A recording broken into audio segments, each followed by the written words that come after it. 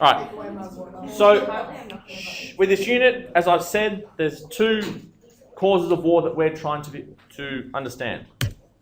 Also, a good reminder here is to get the vocab list if you didn't yesterday. Start filling it in. As we learn new terms, you need to update the vocab list. Right, political causes.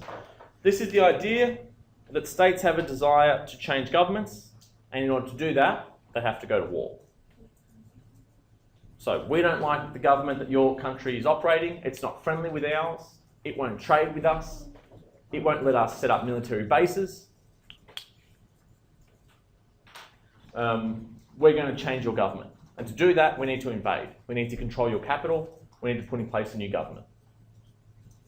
And the fact that the Iraq War had the operation to invade was called Iraqi freedom, the name itself alludes to political change. Freedom. We're bringing freedom to the Iraqi people. They used to have an authoritarian regime, one leader who had been in control for about 30 years. We're going to bring freedom. Is it regime? Authoritarian. Regime. Yeah, regime. What is? Saddam's regime. So there were no elections, there weren't all these different parties, there was one party that ruled all the time. So it's political because they were trying to change, we were trying to change the politics, the system of government in another country. Very briefly, we've touched on Saddam Hussein, the anti-American rhetoric, the development of WMDs, using torture in the past, the fact that he's not democratic, all of this creates a type of leadership not friendly to the US, not friendly to the West. And so, of course, he's a threat to us. And it's pretty easy to paint a picture of this guy as being cruel and mean and barbaric, and to get support from your country to go in and change him. Stop it. And if we needed any more evidence as to the desire to change governments, I've put some quotes in here. The problem with Iraq remains the regime itself. So regime change. There can be no peace if our security depends on the will and whims of a ruthless dictator. So let's change their government. A liberated Iraq can show the power of freedom. Freedom, of course, associated with politics, political change. These are all direct quotes from the American president. I believe freedom is the deepest need. For too long, many nations have tolerated and excused oppression in the Middle East. So we're going in to stop oppression. We're going in to achieve political change. That's how we establish this argument that wars start for political reasons. To change a regime, to change a government. Interestingly, we don't hear the same rhetoric about China. Why not? Why don't we hear...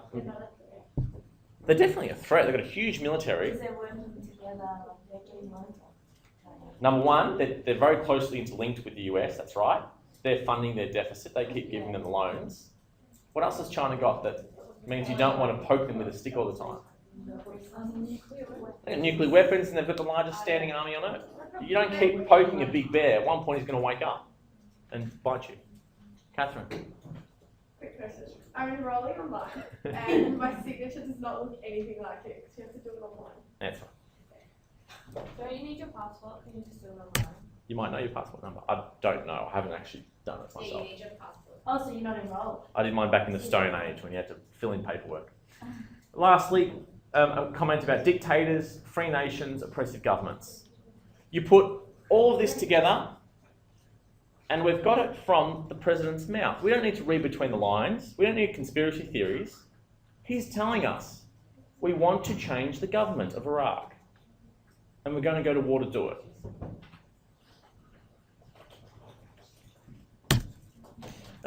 This image tries to capture some of the difficulties with changing the governments in other countries.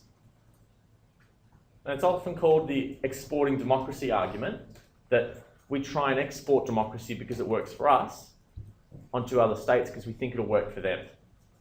And this image is trying to capture the idea that you can't put a square peg into a round hole because it's not always going to fit.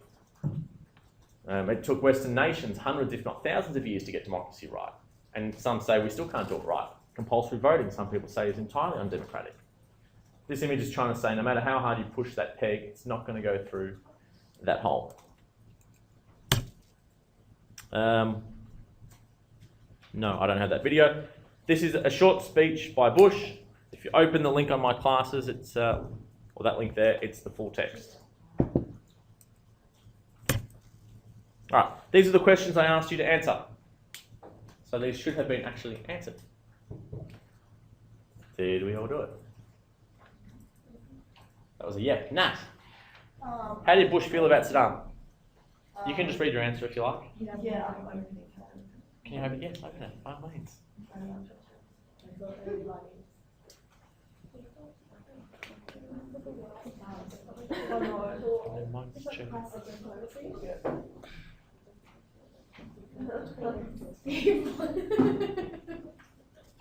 Everybody else, you should do the same thing. I want to go over these answers for these questions and the ones at the end of this PowerPoint. You found them now? Yeah.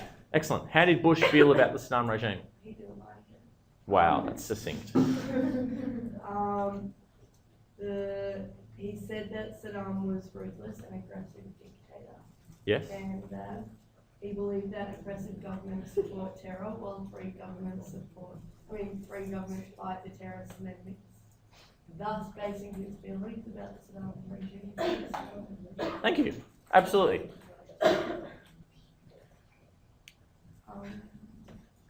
M, second one. What form of government did Bush want to bring? Democratic government. However, they were being greatly challenged by Iraq due to many ethnicities and religious political beliefs that consisted in the country. And the coalition initiated by Bush that consisted of 49 countries was partly to help overthrow Saddam Hussein's regime. Thank you. I would have accepted just democratic government. But it's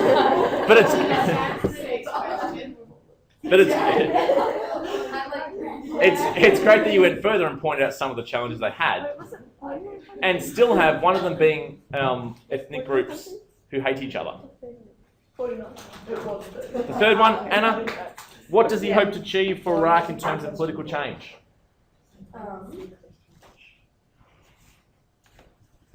Is that in terms of Bush's speech? Yes. He wants to disarm Iraq, free its people, and defend the world from grave danger. And In terms of political change? get rid of Saddam Hussein and free the oppressed citizens. Yeah. Yeah, we're going to free you. We're bringing freedom to you.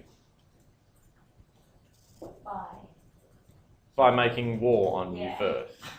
Yeah. A little problematic. But look, the sentiment is absolutely genuine. Alright. No, they just want to take away. That's one whole half of the argument, political causes. The other half is self-defense. And to understand the self-defense argument, we need to understand the context. September 11 had happened only a year and a half earlier. The largest loss of American life since, I think, the American Civil War on a single day, largest loss of life in a single day. The US attacked. The mainland actually attacked. It hadn't happened since Pearl Harbor. The US has lost many people in wars, but not on the American mainland. So it really shook America. The Capitol is attacked, the Pentagon, the center, the world center of military power, New York City. So there was a real fear around terrorism. The other fear was around weapons of mass destruction. Because if you're a state and you have weapons of mass destruction, you want that monopoly. You want to have them, you don't want other people to have them. Once they have them, you have less power. We've done this with nuclear weapons. When you're writing answers, you know how they didn't have nuclear weapons and they didn't have nuclear weapons? Can you say that? Because I've said something. Yes. I'm getting confused with reports. It's yes, they say that, but they kind of didn't. You can, but again, try and take yourself out of it. We don't want it to sound argumentative or opinionated. So use phrases like, some commentators have suggested. No, isn't it proved now? Well, it's absolutely proven, yes. But that doesn't mean they didn't genuinely believe that they had weapons to begin with. Like, even if my belief is wrong, I can still have a genuine belief that I think is right. Could you just That say makes the public like believe they had it because didn't he announce that he knew from the start they didn't have them? No, they didn't announce that. Like the national They- security guy. Yeah, no, what he said was, we should have been more thorough with the information we had. We should have gotten second and third sources, because they based their entire argument, the entire decision about weapons of mass destruction, on one guy's testimony, a guy who was known to be a liar. So, That's about. in hindsight, they said, we perhaps should have gotten a bit more evidence. But it was more like a response to what the people would want. Like if they said that it didn't happen, if they didn't, then the whole of America would, you know, they I mean, had they to could do have something. done that. Well, that's it. You have to act. And they felt like America would feel like they needed to defend themselves someplace. So Yes. they did it in a more diplomatic way than the Yeah. citizens would be upset. Yeah, you have to be seen to be doing something. But whether you actually do it or not. Well, yeah, or whether they could have done something different other than war. Could they have done just precision strikes on terrorist camps instead of full invasion? Anna? Wasn't heaps of the American public against war? At first they were, Yeah. but it was about 80% in favour when they went to war. And we're going to actually look at public opinion later to see how, as public opinion shifted, it became hard to fight the war. Alright. The argument around weapons of mass destruction, it's a concern over chemical, biological, and possibly nuclear weapons. Now again, in hindsight, these things proved to be inaccurate, but that was the argument that was made. So they used the weapons of mass destruction argument to justify war. And they had evidence. They had evidence of past chemical and weapons use. They had some evidence that they used to have a chemical and biological program. So they used the argument that we're concerned they've got WMDs. We've been sending in UN inspectors for years and they're not cooperating. Iraq isn't cooperating with inspectors. So there were heaps and heaps of UN resolutions. And America kept saying, they're not cooperating, that's it, we've reached our limit. WMD stands for Weapons of Mass Destruction. Why? Because one small weapon can cause huge destruction over a great area. Whether it's nuclear, so a bomb the size of my height can destroy a whole city, or whether it's something like sarin gas, where something about this big could wipe out 5 or 6 city blocks. So these weapons are incredibly destructive, thus the fear around them. This is a speech by Colin Powell at the start in the Security Council, trying to convince the Security Council to go to war.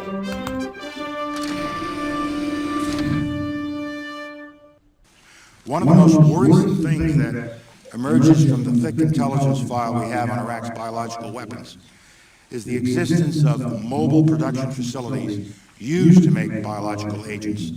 Let me take you inside that intelligence file and share with you what we know from eyewitness accounts. We have first-hand descriptions of biological weapons factories on wheels and on rails. The trucks and train cars are easily moved and are designed to evade detection by inspectors. In a matter of months, they can produce a quantity of biological poison equal to the entire amount that Iraq claimed to have produced in the years prior to the Gulf War. Although Iraq's mobile production program began in the mid-1990s, UN inspectors at the time only had vague hints of such programs. Confirmation came later, in the year 2000. The source was an eyewitness, an Iraqi chemical engineer who supervised one of these facilities. He actually was present during biological agent production runs. He was also at the site when an accident occurred in 1998. 12 technicians died from exposure to biological agents. That's Colin Powell. He's the Secretary of State, the most senior diplomat in the American government. And he's at the UN Security Council trying to convince them of this threat of WMDs. And now, the British Prime Minister trying to do the exact same thing to his Parliament. It concludes that Iraq has chemical and biological weapons, that Saddam has continued to produce them, that he has existing and active military plans for the use of chemical and biological weapons, which could be activated within 45 minutes, including against his own Shia population. and that he is actively trying to acquire nuclear weapons capability. So it's hard to not believe these guys. I mean, these are our political leaders. They're talking to their populations and saying, there's a real threat, we've got evidence of this threat, there's a past history of use of chemical weapons, we have to act. How can you possibly say, no, I don't believe you? Imagine right now if Obama or Howard or any other political leader turned up on ABC 24 right now, flashing news headlines, terrorist warning, we've got a warning of an attack imminent any day now, we have to invade Indonesia because all the terrorists are coming from Indonesia. Like, wow, this must be the case. There's evidence, they're talking to us on the TV, they're interrupting all the news channels. It's hard to just say, no, these guys are lying from the start. It's easy with hindsight. Sarah? Saddam Hussein just be sitting back watching this kind of stuff and laughing. He wouldn't be laughing because I think as a leader, once things get to a certain point, the leaders are just building public support because they're going to do it anyway. If I was him, I would not want them to attack my country. So wouldn't he come out and be like, I don't have weapons of mass destruction? Oh no, he did. And he said inspectors can go wherever they want, whenever they want. So what? It didn't matter. They were going to go to war. They wanted to invade. It didn't matter that he didn't have any weapons. That wasn't the point. That was their justification for war. But as we know, America ended up spending, I think it was like 10 billion or something trying to find the weapons. And they didn't find a single piece of evidence of weapon in the entire country. So it disproves the idea that they actually had a weapons program, but I'm saying that's a reason why states can go to war, and it's why it was used in this case. Self-defense.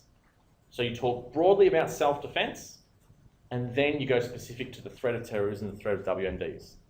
Here are a couple of pretty images of scary trucks. And if you notice something, they're not real photos. This is a graphic artist's interpretation. But they're used to create fear. Oh my God, this is rolling around Iraq. Maybe they'll put it on a ship and bring it into America. Oh my God, we're under attack. It's just a picture. As this cartoon tries to emphasise, this is the White House. Saddam Hussein plus Obama equals September 11. And it's the president saying, how would I know where 70% of American people got the idea that Saddam was tied in with 9/11? I never use those terms. So the cartoonist is suggesting that our leaders keep connecting these two groups, Saddam and Osama. They keep connecting them in the hope that the people will say it's fine to go to war because Saddam's to blame for 9/11. In reality, Saddam Hussein hated Osama bin Laden. The only thing he fought more than his own people were terrorist groups. He wanted total control of Iraq, and so they were brutal to terrorist groups. They had nothing to do with them. It didn't matter. The more you connected these two, Osama bin Laden and Saddam, the more you could justify invading Iraq. Because you've got to convince your public to go to war. If you don't have public support, you can't do it. This is a short excerpt from a speech from Bush. In the attacks on America a year ago, we saw the destructive intentions of our enemies. This threat hides within many nations, including my own. In cells, in camps, terrorists are plotting further destruction and building new bases for their war against civilization. And it goes on. What he's really saying is there are terrorist bases in Iraq, and if we're to defend our country properly, we have to go wipe out those bases. He's making the connection between September 11, which totally shocked America, terrorism, terrorist bases in Iraq, therefore we have to go to Iraq. It's a logical line of reasoning.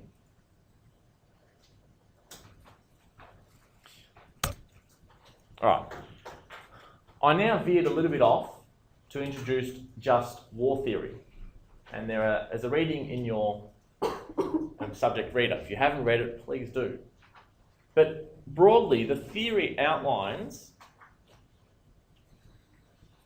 what reasons can be used to justify war, hence just war. And it's a theory that's been used for a long time to justify going to war.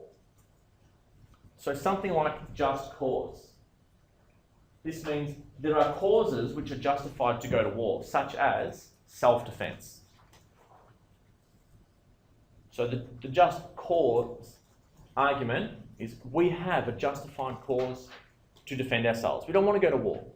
but we're under attack. We didn't want to go to war against the Japanese in 1941, but we were under attack. We had just cause.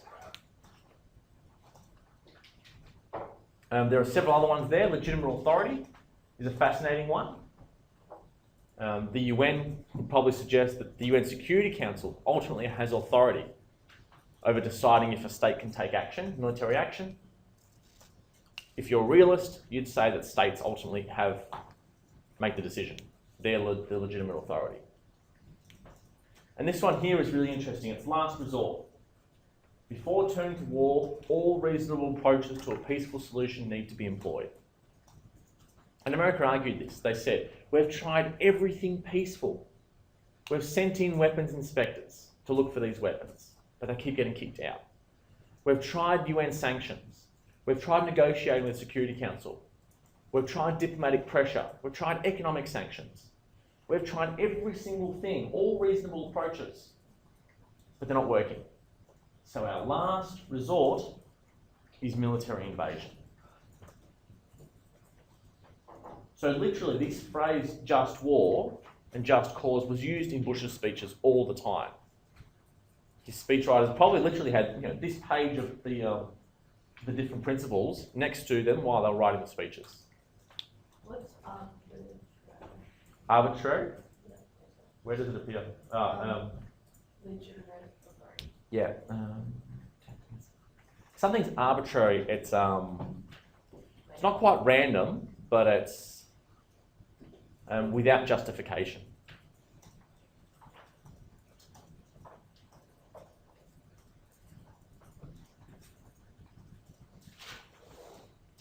So you can use just war theory to talk about the causes of war. And these were the questions I posed.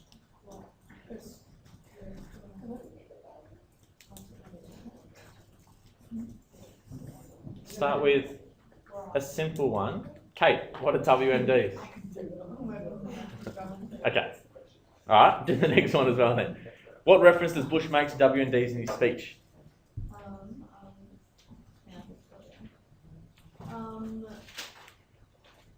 Just a quote.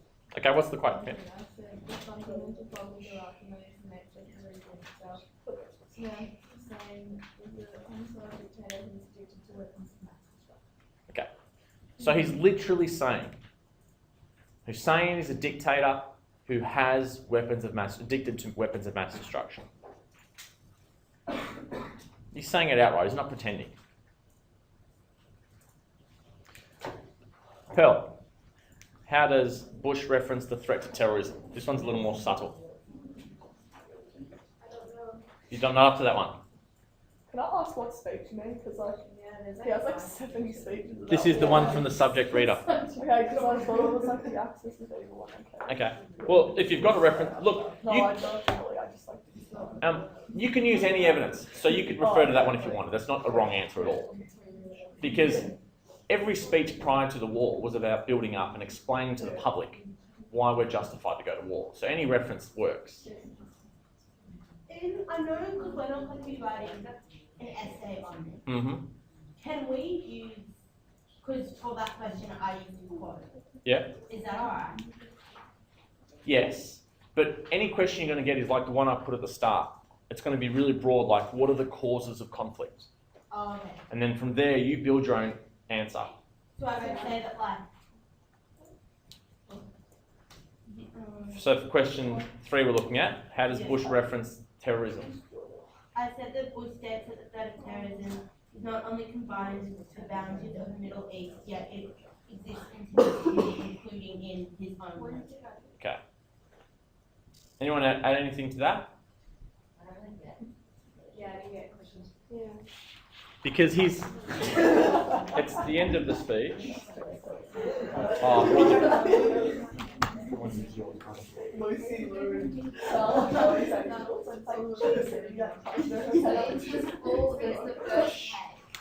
sorry? Yeah, it's the one from the subject reader. Towards the end of the speech, he says, "We will meet that threat now with our Army, Air Force, Navy, Coast Guard and Marines." So that's invasion. We will meet that threat now with our military so that we do not have to meet it later with armies of firefighters and police and doctors on our streets. So what he's saying is we're going to fight terrorism over there with our military instead of being the victims of it over here and having to use firefighters to put out burning buildings.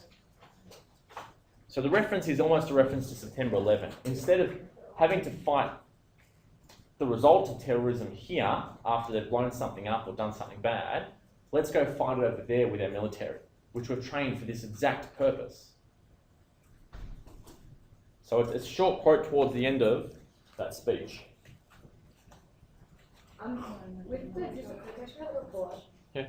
can there be any slight opinions, like in the conclusion and like the introduction? For the report, that's fine, but we don't want that creeping into our answers on formal set, like SACs or practice SACs or exams. Yeah, but like my introduction and conclusions and stuff, isn't that a No, because the questions are so broad. A question like, what is one cause of interstate conflicts? You're building evidence under it. So when you're saying wars can start for political reasons, often states try and invade other states to change their government. This occurred in Iraq where this, and this. You're almost just stating a series of facts and explaining how they link But to. like, you know, and still effectiveness, that's your through evidence. Yes, through evidence. Yes. So that's okay. So evaluating, yes, has your opinion, but not you. If that makes sense? Like a general opinion. Yeah, you're speaking That's without. how you take the Yeah, you're speaking without personal pronouns. So you're not saying, I believe this was an effective course of action. You'd say, the invasion, evidence suggests the invasion proved unsuccessful because the insurgency was strong. If I said I know village, I'll change it. You can leave it for the report, but we don't, oh, no, change it. Get in the habit of taking the eyes out. Wait, so is the just war theory like this might No. It's not a cause of war. Girls. Just war theory isn't a cause of war. It's used to explain why wars start. So, what's another example? Look, any war has causes. They never happen by accident.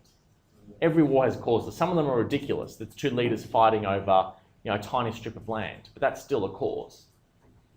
Every war in the Cold War had causes around the two superpowers trying to fight each other, ideology, political power. Many wars are fought over resources. In Africa, they're fighting over water, they're fighting over diamonds.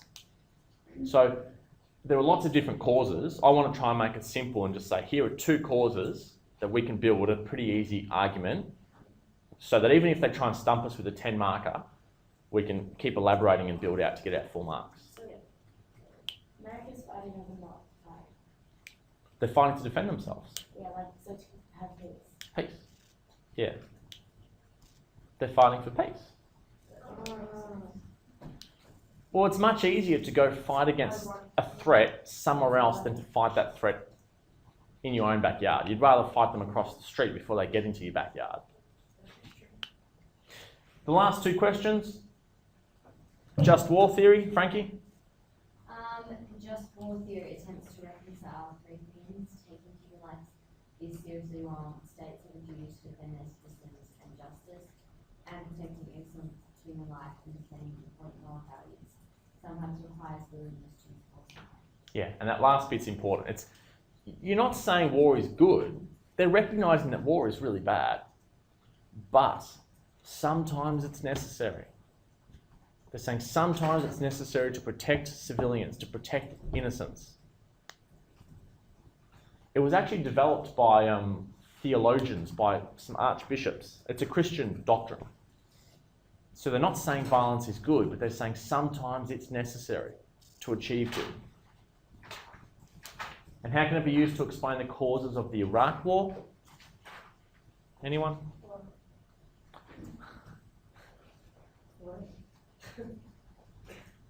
I didn't finish this question, but could you say that George Bush used it to kind of put a stamp on the Americans' fight against terror, or like dictatorship? It is about America's actions, But they were still at war with Afghanistan at this time. They still had about 40,000 troops in Afghanistan, and now he's announcing a second war. So why would just war theory be useful for him as a political leader?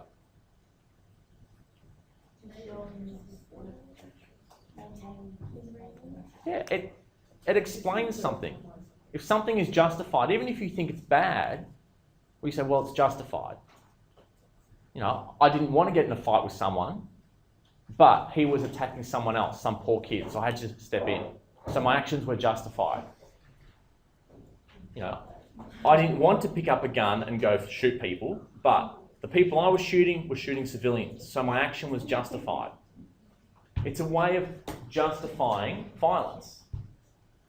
And for a leader, he needs to be able to do that to get support for the war.